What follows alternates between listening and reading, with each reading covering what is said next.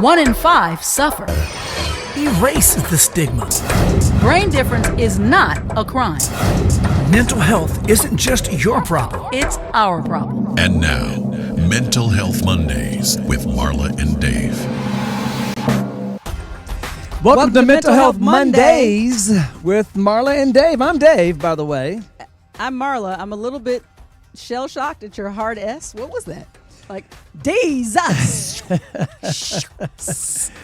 Because it's Mental Health Mondays, and I'm excited. It is always good for it to be Monday, and more importantly, we are always really proud and glad to bring you this show because this is an important topic. No matter, we try to, make it as light as we can, but we're always happy to have the guest here, and it's just an amazing platform. So we're glad you're here as well. At the beginning of every show, I like to remind you that today's show is brought to you by NAMI San Fernando Valley and Loving Beyond Reason.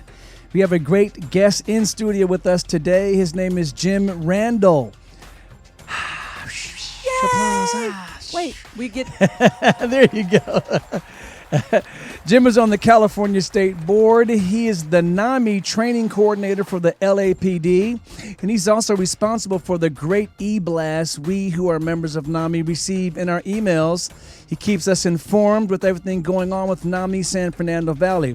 I want to always remind you as well that one of the main reasons we love to talk to the leaders at NAMI San Fernando Valley is the fact that these conversations with the experts help to show the unity in the mental health community and helps to ease the anxiety of those who visit the NAMI San Fernando Valley website maybe for the first time, and I'm not quite sure what to expect when they see that our leaders are members of their community as well and very approachable and with the heart for anyone who suffers. Man. With that, I can't wait to get started. I have a lot of questions and comments as well for you, Jim. So welcome to Mental Health Monday. We'll be right back.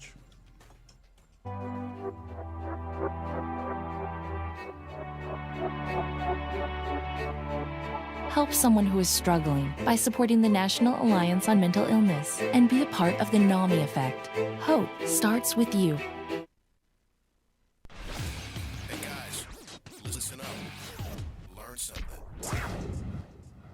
All right, Jim, like Marla said, welcome to the show. Oh, thank you.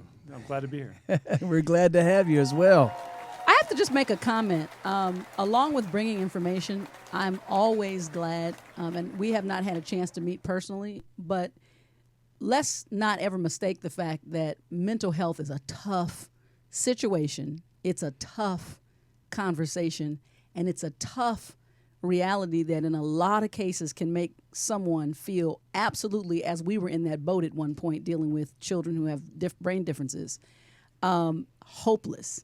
And so every time I meet someone who's working with NAMI and you come in and you not only have a wealth of information, but you have a smile on your face, I think it's just encouraging in itself that we're still here and able to smile and able to disseminate this information so people can really be able to apply it and use it, and that's what I have always loved about my experience with NAMI and their leaders. So let me just put that on the table.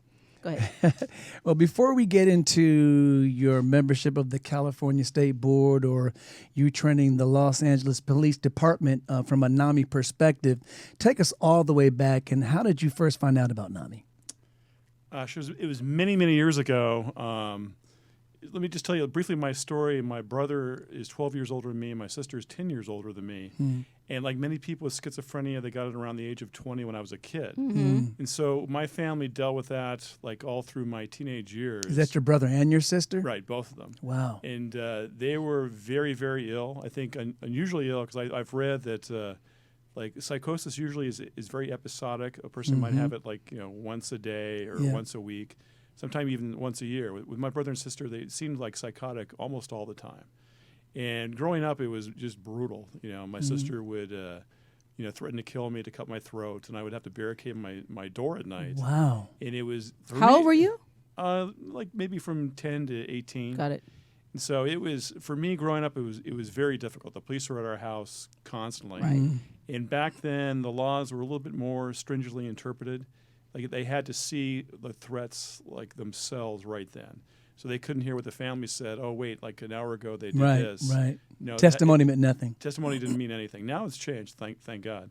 But back then, nothing would happen. So I was very, very frustrated with what was going on. I was like, as a kid, I was just very wound up. Wow. So You can only imagine, and we've parented. Yeah. We've been the parents in that situation, but the anxiety of that we relate to very, very, very well. And so, did you deal with any other long-lasting effects of trauma? I did. I mean, in my 20s and 30s, I would tell people that I was an only child because the shame, the stigma was so tremendous for me that I would just tell people no. It was easier for me to do that. And then just having relationships with other people, I could always joke and have a great time at parties and all that. But just having relationships with friends or girlfriends was always a struggle because I didn't really want people Bringing to know anybody me. home, yeah. Yeah, I was afraid of them knowing about my history, and that stigma was just so much. Well, that was really, and I appreciate the weightiness of the feeling that you're describing growing up. From your perspective, give us a window into what your parents were probably feeling and thinking about, because it seemed like what you were saying is that your sister was directly threatening you. Well, what about your brother as well? Did he? He was more disruptive than threatening. So my parents eventually had to lock him out of the house, and he would throw a brick through the window because that was his house. He couldn't understand his family would let him not come in, even though he was living in a board and care. Right. He felt that, no, that's my house. I can come in anytime I want. So for him, he couldn't quite understand that. Yeah. And for my father, through the years, as I got older, he would just ask anyone, like, how could this have happened? And I would hear him make that statement maybe 5-10 times a day when I would visit, because for him it was just something that he could not process in his head. Like, how could something so enormous happen? Because they ended up on the street. Wow. So they were on the street for decades. And was that so? Did your parents ever? Was it a genetic issue with them? Did they? Was it an indictment? Did they feel like, oh, I did this, or is something I failed at? They felt they were failures as parents. With my father, like he would verbally talk out loud. Okay, well, my brother, like, oh, that was drugs, but no, maybe my sister, like, okay, I had a hand in that. That's what he would say. And I think parents always feel guilt. So, Right. But their illness was so flagrant and extreme that it was something that was clearly biological. So. So then, how did you find NAMI in that situation? When was the first experience that you had with NAMI? Well, I went to a meeting back when they had the meetings up on Kester Avenue, and I went there and we heard it. And, like, gosh, this is so depressing. I never want to go back.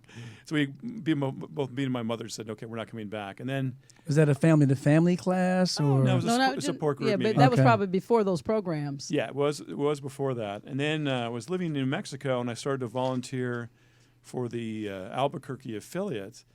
And I found taking home material just to stamp the envelopes was so freeing. I can remember just like breaking down in tears as I'm stamping envelopes. I'm thinking, my God, I'm finally doing something. 'Cause as I'm sure you know, like that sense of helplessness is so overwhelming and overpowering that when you have a chance to do something, it's like a godsend. So I realized, okay, something's up. I need to pursue this organization more. So That's So that was a amazing. way That that speaks you to your could heart be- as well. Yeah. That was a way that you were able to actually contribute toward a helping. You found yourself dealing with NAMI even as simple as the envelopes. oh yeah, that it was tremendous. Just the- volunteering any way you could. Right, and I came to the NAMI San Fernando Valley affiliate. I came here and I said, hey, I'll be happy to volunteer for the library. And at first, the person who was the president said he didn't trust me because he didn't know me. Right. And I was working a technology corporate job. I got a suit and tie. Like, Fear being that you would steal their books, like I it's think the library. I think there's a kind of a problem with any nonprofit volunteers. Some people say they want to do work, and then some people say they'll do work, and then they never see them again. Right. So I think for veterans, they get a little bit frustrated. They're suspicious of new people. Like, oh, this person says they want to do it, but are they going to pan out? Right. And so it was more like, okay, let's see some proof. Wow, man, that's Well, the thing Great about opening it is segment. everybody has a story, and we're just starting to break into Jim's story and his role at NAMI. So don't move. We'll be right back right after this break. When Dave and Marla get together, it's hot.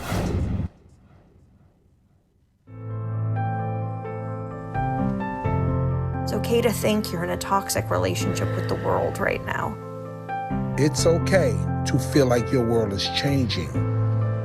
It's okay if it's hard to find the words to express how you feel. It's okay to feel like you just want to become someone else. It's okay if you're panicking over an inability to control your life right now.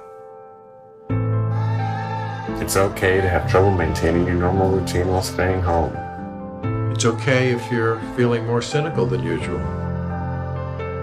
It's okay if you want to curse more than you usually do.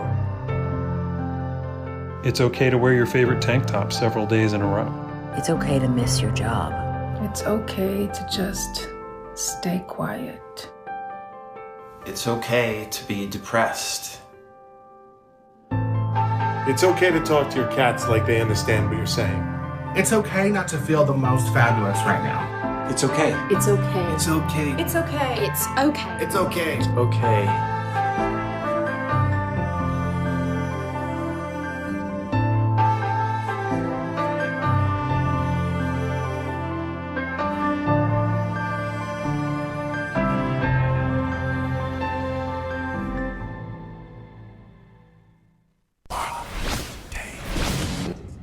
It's time for the Mental Health Minute with Marla and Dave.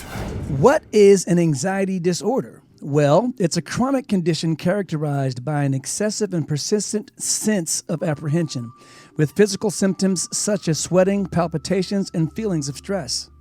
People with anxiety disorders respond to certain objects or situations with fear and dread. According to the mentalhealth.gov, an anxiety disorder is diagnosed if a person, A, has an inappropriate response to a situation, B, cannot control the response, or C, has an altered way of life due to the anxiety. The 5 major types of anxiety disorders are generalized anxiety disorder, obsessive compulsive disorder or OCD, panic disorder, post-traumatic stress disorder or PTSD, social phobia or social anxiety disorder. If you or anyone that you know shows serious signs of anxiety, please, I ask again, please, contact a mental health professional to get much needed help. This is a message that's brought to you by NAMI San Fernando Valley and Loving Beyond Reason. David is a thinker. I never do anything without thinking about it first. Marla is a feeler. I basically wear my personality on my sleeve. But when Marla and Dave get together, it's like a match dancing with a firecracker. All right, well, there you have it, Marla. You're still the firecracker. Thank you, Dave. I thought you had extinguished me for a minute. But and I'm still your match. I'm back. All right, Jim. Sorry about that. We had to take care of some housekeeping. So now we're going to get back to, tell us how you got onto the California State Board. How you can be affiliated with that board. Before you even say that, what is your actual official role? What is it that you do with NAMI? Well, I think you kind of cover it because to me, it's not roles we have; it's more like tasks we take on. What's your task? What's your main task? I have several different ones. Again, I organize the LAPD trainings. I do the newsletter. I organize the speaker meeting, and then I'm on the NAMI California board. Okay. All right. Well, speak to us about the board and what do you do there, and what are the types of things that you guys take care of for us on behalf of NAMI? Well, I think the state board covers essentially state issues. So you have some policy issues that come up within the state, and then we kind of try to give guidance on how to set the priorities for the actions of NAMI California, the full-time employees, and the professional advocates they have. So we're more for guidance. So for me, I really don't do that much because it's kind of a ship that goes on its own, and we're just there to say, hey, you might want to just turn a little bit to the left, turn a little bit to the right. Just make sure it doesn't go off track. Yes. So. Okay. Like a navigator. Exactly, yeah.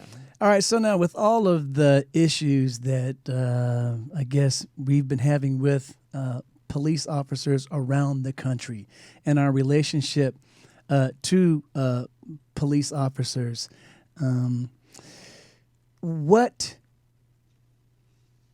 approach do you take when you're training police officers, especially when they're not really, in my opinion, I don't think they should be called for mental health issues anyway.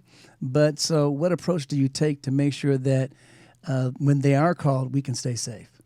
Well, the goal for me and I think for our presenters is try to humanize the issue as much as possible, because for them, they see people almost like an assembly line, because any job becomes routine. Right. So they see the same kind of issue over and over again, and maybe they might do a 5150. They're released. They're back out in the street. They're doing the same thing the week later, and they're frustrated. So we try to make sure they understand there's a whole world behind that individual, where we really want them to get help and try to understand the person with mental illness is human too. So essentially that's it. Really try to just make sure they understand there's a whole context of families and suffering that's beyond that one moment, that crisis moment they see. Right. So, for me, I wanted to ask you to piggyback on what David is saying, with what's going on right now with mental health as a focus, what change would you like to add or to bring to the police to further aid and assist those who have mental health? If you could toss something else in based on your experience and what you've seen and where the holes may be, have you ever? For me, more training is crucial. And I think the LAPD had a consent decree about 15 years ago where they had training really forced down their throats, and the culture has radically changed because of that. So it used to be you'd be terrified when the LAPD came to your house when you had mental illness. And now they're better trained. So when I hear bad stories, it's usually, sometimes it's the LAPD, but usually it's the local police departments, the sheriffs, the Glendale PD or whoever that doesn't have the same level of training. And I think that's really important. But I also work now for the Department of Mental Health, and I go on crisis calls.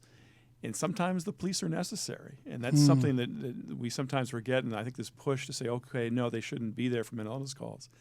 Sometimes a client will hear a police officer where they won't hear someone else. And to be honest, that's our personal story. Yeah. Our son, at the time of his episode, when he was episodic, he literally was saying he owned the police but when they showed up, then it's a different story. In other words, his delusions and the way he was acting out with us.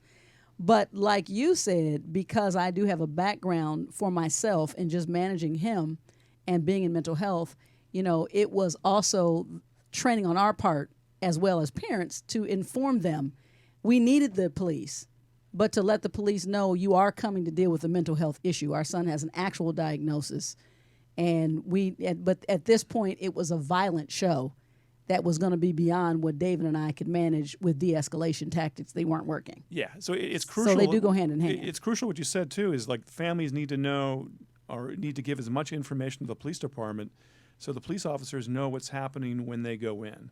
So they can prepare and they can get their own mindset ready.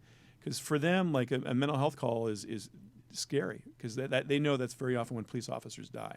So they want to be ready and aware for whatever might happen. Is that true? Now talk to us about that. So when you say that that's a situation when police officers might die in a situation when they're called up for mental health, and we're going to have to. I want you to hold that thought, but I want you to tell us when we come back. Describe that type of situation and the reasoning behind that, if you would. I will. We'll be right back. Known and respected throughout the world. This radio show is crazy. Hi-fi sound. This is real. All right, it's time for the poll question break. The poll question last week, we asked, what percentage of mental health disorders show first signs before a young person turns 14 years old? The options were 25%, 50%, or 75%. And the answer was, Marla? 50%. 30%. No, it's 50%. You're correct. Dave, I don't have my glasses on. This whole thing is pink. I don't know. Can't believe your eyes. Well, the answer is 50%. The poll question this week is? According to the American Psychiatric Association, what percentage of Americans feel that the coronavirus pandemic is having a serious impact on their mental health? 19%, 36%, or 47%. And you can get to the poll questions. Take the poll question because you can learn something. It's fun. It's a way for you to interact with us on our social media. And anywhere our social media is found, you'll find the poll question. And like I tell you every week, vote. We'll be right back. All right, so now we really want to hear about that situation that the police feel that when they're called on a mental health call, that's a situation where they might die. Not just a feeling. And let me juxtapose that with, we just covered last week that, to be honest, mental health, people who are affected with mental health challenges generally are usually harmed more. People are afraid, but they're usually victims of violence. They're usually victims of violence versus the other. So tell me why that flips around in a situation of police. Well, I think what happens is you have two different things going on. One factor is like some individuals are calmer when the police are there. Maybe they're a little bit intimidated, or maybe they feel safe. But others feel threatened. Mm-hmm. And when you have a mental illness, when you feel threatened, you might act out. And that's happened. I can think of several instances where police officers died at the hands of a person with mental illness. And the other issue too is sometimes you have individuals who decide to do suicide by cop. And so to initiate their death, they might fire on the police officers. Right. So you have a couple of different things happening that makes it dangerous for police. So then in your education classes, when you're dealing with the Los Angeles Police Department, how do you approach their mindset when they go into situations like that? Well, again, I mean, like I'm not a police officer, so I don't try to tell them how to be do their job, right? But I try to make sure that they understand, like, okay, these are human beings, they're individuals, and every situation is a little bit different, and every family is different, and then just be open to that, and then try to respect them as people. So rather than like, that crazy person, that's somebody's son or daughter or brother or sister. So wow, you man, make a connection, which by the way, I'm going to again use that because that's really what I'm passionate about is explaining to people that I understand without the education, you cannot erase the fear because you can't understand it. So you grew up, with your brother and sister. And so even though it's still heartbreaking and it feels, scary, you have a different level of understanding of what mental illness at its worst. Oh, yeah. And so, right. So, and I think for siblings it's different. I think for you as parents and other parents I've met, and you'll lie in bed at night worried about your kids. Mm-hmm. But like for siblings, we don't do that, but we're affected by the whole family dynamic. Sure. Right. So, yeah, like I was scared and ashamed of my brother and sister.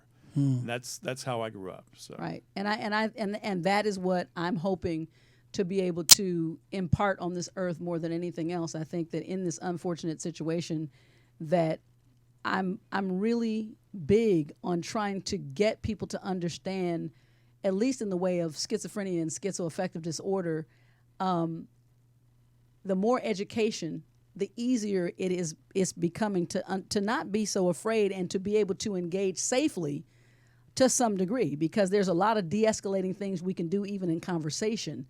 And yet and still, what seems to be the norm now is to dismiss and to discard and to push them back here, and which is why we have so many, I believe, even on the street. And I get it, because it's hard to do. It's hard to deal with, but you can't do it at all unless you're willing to get the education. And that, again, is where I am forever indebted to and in constant bow mode to NAMI, because it gave me a perspective of understanding and education that allowed me the ability to cope, and that cope gave me hope.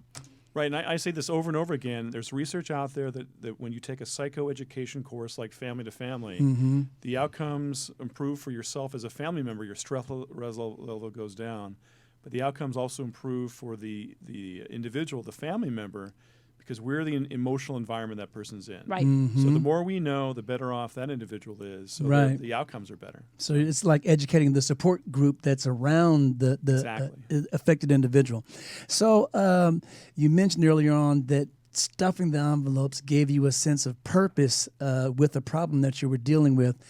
How do you keep that motivation going? Because you're so far past stuffing the envelopes and you're doing so much on behalf of NAMI San Fernando Valley. What is it, the same essential driving motivating factor, or is there something new now that keeps you going? Well, it's different as I've gotten older now. Like that same intense passion where I could just bash down the doors with my passion. Now it's like I'm still working, but I'm not quite as into it. But it's nice because I've learned so much about the system that I feel like I can really help people because I know the system so well. Right. So, I mean, just telling people what they can and can't do, what actually works, and try to let them get reasonable expectations for working with the system. Because sometimes people come in, they think, oh, no, they need to be put in a hospital for months. And then, okay, let's do it. Well, no, it doesn't work that way. Right. There's a whole very, very difficult process to go through. Yeah. And there's a lot of roadblocks that we simply can't get past, but sometimes we can go around. So.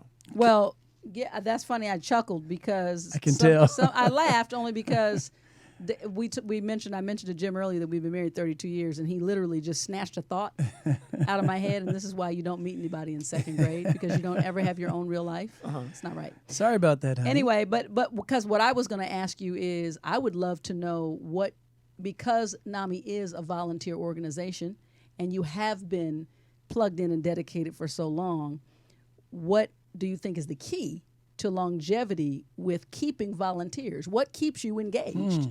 Well, I think that's a very tough question. That's a question that we ask ourselves over and over again. How to keep kept people you engaged? Well, I think one thing, I went back to graduate school and I pulled out of NAMI, not completely, but like maybe 90%. And I found just taking that break was just like, okay, great. I'm not doing that much. And coming back was a lot easier. I didn't get burnout. And you see this with a lot of the older volunteers. Like they work so hard and then they're stuck and no one else is doing the work.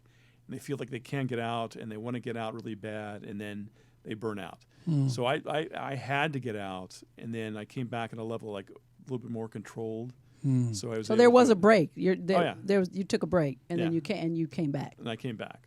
But I was able to just not kind of come back in a level that I felt comfortable with. Right. And not burn out completely. So. Right. And go ahead. No, I was only going to ask that since you've been dealing with the system, so to speak, for so long, what are some of and we'll have to probably get this when we come back. That's going to be our end. And you're going to do it again. Go ahead. Take my thought. I want you to give us some of probably the most positive changes that you can tell that have happened, that you've seen happen from back in the day, so to speak, to where we are now.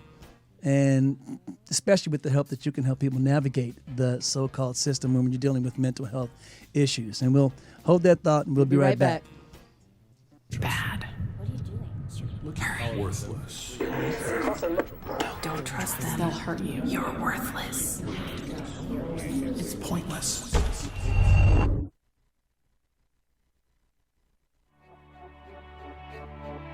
When the pain of schizophrenia meets hope, everything can change. Help someone who is struggling by supporting the National Alliance on Mental Illness and be a part of the NAMI effect. Hope starts with you. It's raw, real, and unfiltered. All right, Jim, so now you get a chance to answer that question. What are the positive changes that you've seen with the mental health system with the years that you've been dealing with it? Well, it's some things move forward, some things move back. I mean, I think, for example, the police are much better educated. I think there is a little bit less stigma. At the same token, there's not as much services as I think we should have. I mean, I talk to social workers, and they say their caseloads are 300, 250 to 1.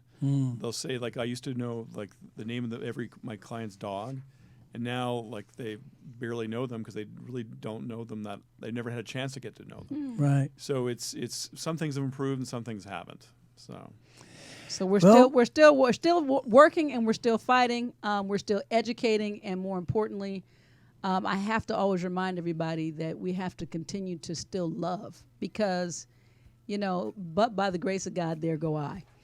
And we want to thank our guest, Mr. Jim Randall, for coming in studio, spending some time with us, educating us, and giving us something to hope for. We still need you guys out there to donate. Yes. Log on to either NAMI San Fernando Valley or Love and Beyond Reason. Please donate not only your money, but we your need time. your time. Absolutely. And so we'll be taking a break next week. We'll be back on September the 14th. We have the Leah will be playing on Monday, correct? No? Well, it's already on the website now, so you can look at that now. But in studio, we'll be gone next Catch up. week. We'll be back September 14. And until then, I'm Dave. And I'm Marla. And this is our guest, Jim Randall. And remember, go ahead. Your overall health includes your mental health. This has been Mental Health Mondays. We'll see you guys Marla next and time. Dave, we'll see you guys next time. Have a safe holiday.